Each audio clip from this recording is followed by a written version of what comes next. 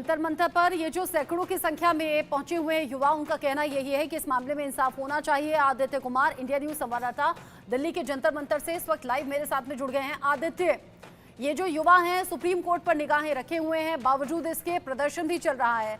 क्या supreme court पर भरोसा नहीं इन्हें?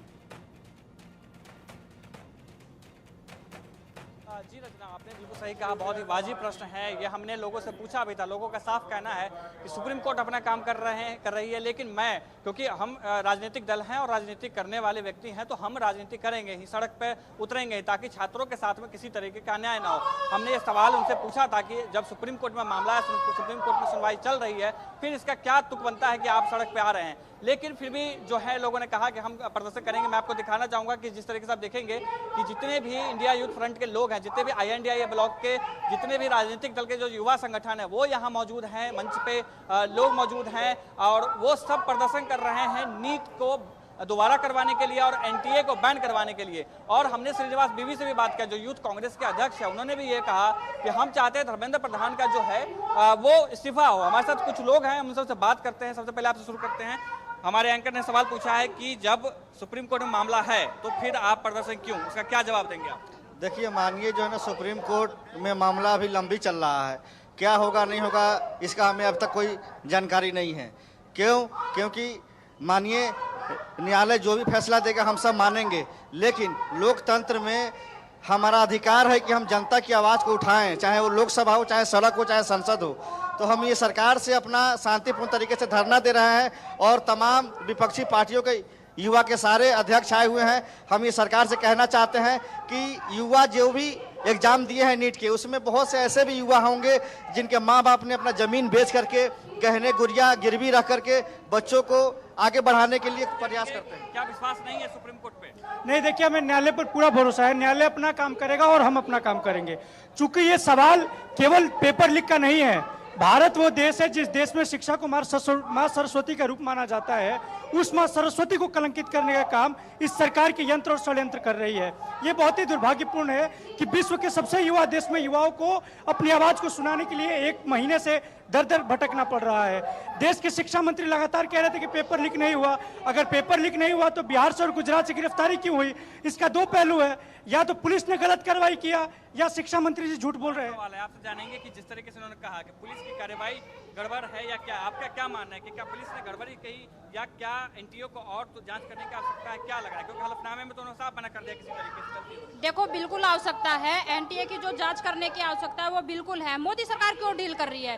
अब तो पिछली बार से राहुल गांधी जी कह रहे हैं, बार बार संसद के अंदर चिल्ला रहे हैं, उनसे सवाल कर रहे हैं कि आपको जो है इसकी जांच करवानी चाहिए, लेकिन मोदी सरकार और जो है शिक्षा मंत्री कोई जवाब ही नहीं देते। क्या कारण है कि वो जवाब नहीं दे पा रहे? आप कहाँ से आए? हम राजस्थान से, उदयपुर से। क्या लिखा है आपने, बताइए जरा, क्या डिमांड है? हमारी डिमांड यही है, आज जो ये हम सब एकत्रित हुए, इंडिया अलायंस के इस गठबंधन के सारे युवा एकत्रित हुए हैं। हमारा यही है कि नीट का एग्जाम दोबारा हो और पारदर्शिता से हो। हमारी यही मांग है, और कोई, और देश में बेरोजगारी वगैरह सब तरफ से। नीट के मामले में बात कीजिए ना कि जी, क्या सुप्रीम कोर्ट पे हाँ, क्या आपको विश्वास नहीं है? बिल्कुल विश्वास है। माननीय कोर्ट अपना काम कर रहे हैं, लेकिन हम चाहते हैं कि पारदर्शिता से वापिस से हो, निरस्त हो, नीट का एग्जाम निरस्त हो।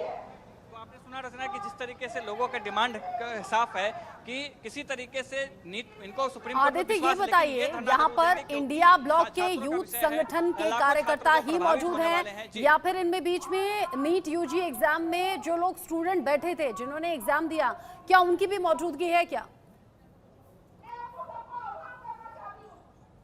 जी रचना, ये भी एक सवाल है। हमने पूछा था, कुछ लोग ऐसे बताए गए थे कि कुछ आएंगे, लेकिन हालांकि अभी तक हमसे वो बच्चे नहीं मिल पाए हैं जिन्होंने परीक्षा दिया था। हमने पूछा था जो छात्र संगठन के जो लोग, युवा जो संगठन के लोग हैं, उनसे पूछा था कि क्या जो परीक्षा देने वाले लोग हैं वो भी आए हैं या सिर्फ राजनीतिक दल के जो छात्र संगठन है, युवा संगठन, वो आए हैं। तो उन्होंने कहा था कि छात्र संगठन हमसे मिलना पॉलिटिकल कार्यक्रम हो सकता है जिस पर विपक्ष सरकार को घेरने की कोशिश में, और इसीलिए इंडिया ब्लॉक के यूथ संगठन के कार्यकर्ता प्रदर्शन जंतर मंतर पर करते हुए, और इन सब के बीच में नीट UG परीक्षा पर सुप्रीम कोर्ट में सुनवाई जारी है। 2 बजे फिर से सुनवाई शुरू होगी। परीक्षा से जुड़ी हुई 38 ऐसी याचिकाएं हैं जिन पर सुनवाई सुप्रीम कोर्ट में जारी है। नीट UG परीक्षा पर री एग्जाम की मांग है, काउंसलिंग पर भी रोक की मांग है। इंडिया न्यूज संवाददाता आयुष शर्मा मेरे साथ जुड़ गए हैं ज्यादा अपडेट के साथ। आयुष, सुप्रीम कोर्ट में सुनवाई जारी, अब तक हुआ क्या है? आज उठाया गया था नीट यूजी को लेकर, जिस प्रकार से पिछली बार सुप्रीम कोर्ट ने काउंसलिंग पर रोक लगाने से इनकार कर दिया था। उसके बाद महत्वपूर्ण हो गया था क्योंकि सीधा आज के पेपर निर्भर करते हैं। 38 याचिकाएं कुल इस पूरे मामले पे लगाई गई थी, जिनकी तरफ से कई वकील, बच्चे और अभिभावक कोर्ट में पहुंच गए थे। सबसे पहले सीजेआई ने ये बात कही कि हम सभी को एक साथ नहीं सुन सकते, एक ब्रॉडर पर्सपेक्टिव पे जो मुख्य याचिका करता है वो सामने आ जाए, उनको हम सुनेंगे। उसके बाद जब ये बात उठी है कि कई बच्चे इस पे अफेक्ट हो रहे हैं और काउंसिल की तरफ से, खासतौर पर जो गुजरात के बच्चे जो इससे अफेक्ट हुए, उनकी तरफ से जो काउंसिल जब कोर्ट के सामने प्रस्तुत हुई तो उन्होंने ये कहा कि हम कोर्ट से चाहते हैं कि री नीट पर वो ध्यान दे और नीट यूजी की जो परीक्षा 2024 में हुई थी इसको कैंसिल कराया जाए। एक पक्ष हालांकि सुप्रीम कोर्ट में ये भी है जो चाहता है कि री नीट एग्जाम ना हो और जो एग्जाम हो चुका है उसी के आधार पर काउंसलिंग जारी रखी जाए। उनका कहना यह है कि सिर्फ कुछ चुनिंदा लोगों की वजह से 24 लाख बच्चों के भविष्य को दांव पर नहीं लगाया जा सकता, क्योंकि एक अहम फैसला सुप्रीम कोर्ट का होगा। तो इसमें अब तसल्ली बख्श सुनवाई की जाएगी। 2 बजे का वक्त है।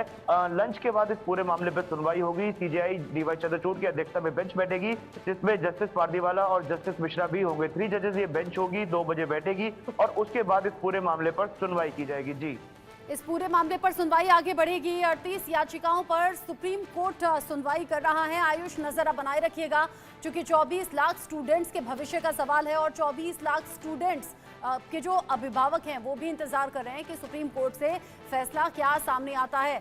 आदित्य का रुख कर लेते हैं। आयुष, नजर आप बनाए रखिएगा, आगे जो अपडेट होगा आपके जरिए दर्शकों तक हम पहुंचाएंगे। लेकिन आदित्य, ये जो जंतर मंतर पर प्रदर्शन चल रहा है ये पूरी तरह से पॉलिटिकल प्रोग्राम में कहूं क्या, क्योंकि इसमें स्टूडेंट्स आप कह रहे हैं अभी तक शामिल नहीं है।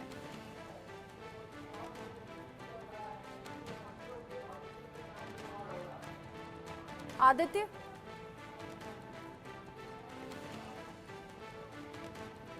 आदित्य तक आवाज पहुंच नहीं पा रही है। दोबारा से हम कोशिश करेंगे रिकनेक्ट करने की।